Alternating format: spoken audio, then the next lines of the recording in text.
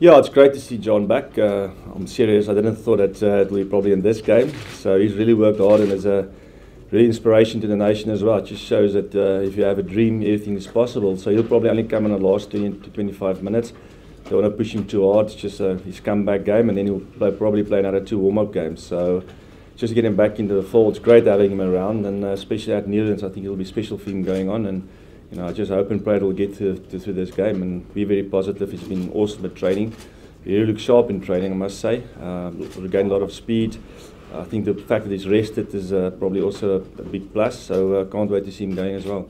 You have to use the championship to see which guys can perform at the highest level, and Vincent's done really well.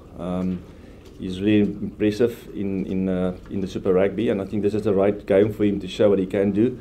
He's going to scrum against most of the Toulon team, which is a very good scrummaging pack. So it's going to be a big test for him, but I felt that this is the right game for him to give him a go. I'm still working with Franz on his fitness levels. I know what I've got in Franz, and good chance that Franz will be involved in the next game. Also, it's a pity that Steven Kitchoff got injured. The plan was to get him and Franz together on as an impact player and see what they can do. Unfortunately, he's going to be out for probably 4 weeks, and I thought I would give him a go against Australia. Now I'll probably have to look at a different front row. But I've always said we're going to use these 5 games and see what the guys can add. And I'm also exciting about to see what Vincent can do. He's always been brilliant around the field. Now it's just to show that he can take it up to a higher level, especially scrummaging and tight head. I work with Jesse at the Bulls. What we usually do is when we have new moves and stuff or new trends, then we go all around the country and test it at different venues and with different teams, especially the under-19s all over. So when we introduce new running lines, I use the backline of the under-19s just to see if things will work at a higher level, and I was very impressed with the first day I've coached him, and I also was involved in signing him as a 16 or 17-year-old. So I've been following his career, and even last year was very close to selection on the end of year tour. So I was happy that he got the chance at Super Rugby level. Probably would have loved him to play more at outside centre there as well. But I think if you look at him and Damien, they are really on form at the moment, and I think they can be a very interesting and exciting centre combination. Opa will cover the lock position. Again, it's also I think a trial that we want to do. We believe the game will usually open up, especially in Championship and World Cup. And with all the lock injuries, I just felt that it's a great opportunity for Opa. Again, what is difficult, we need to give guys chances and game time from the bench. If you look at the bench, well, I'm worried a lot of the guys hasn't played for quite some time, but there isn't Currie Cup games at the moment, so we have to give these guys game time. So I want to just look at the experiment where Opa can come in as a lock. I think he can be a great impact as lock. He's always been brilliant in the lineouts, really unbelievable play in the lineouts.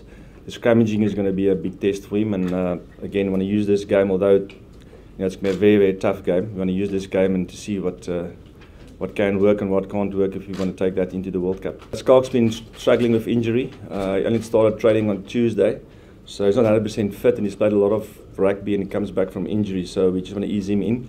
Although Marshall is more open side flanker, I want to see what he and Flo can do together, because we're facing one of the best guys in the world in Armitage. That's an unbelievable ground player. Specifically in overseas conditions, you need ground players. So I just thought, want to give Marcel with Flo a chance, both ground players, and then with Warren there, at least we've got a guy that's a linker as well. So it's a very interesting loose trio.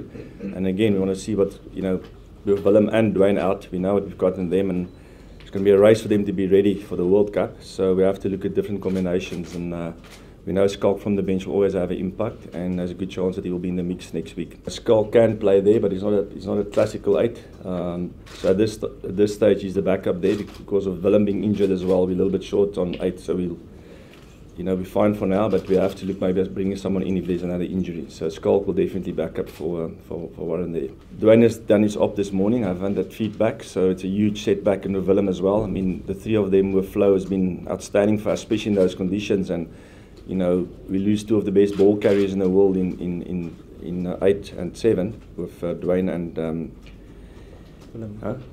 and Willem. Sorry, I'm thinking about something else. So we lose a lot of ball carrying there, but again, I also want to see what if you have guys that plays more to the ball, and with Warren there as well, it'll be a different scenario and probably quicker ball and open up the game as well. But we're quite positive about Dwayne, but you can never foresee these things. Depends how the op goes, and depends how his rehab goes. So we've got a great medical team. What I've done with John is unbelievable, and Willem is also struggling. So we're probably going to keep him out for a lot of matches as well. But at the end, we have to go. The 31 that goes to the World Cup has to be superbly fit, because you only have 5 loose forwards going. And you can't send guys home or rest guys there, because if a guy can't play for 3 test matches, you have to bring someone in. But I'm quite positive that they will be fine. It's going to be a race against time for them. And that's why I still believe you've got great other loose forwards, and see what they can do. It's now up for them to put up their hands. And I'm not just going to pick on reputation. Guys have to prove themselves as well. But I know Willem is 100% fit, and Dwayne what they can do, and hopefully they'll be fine.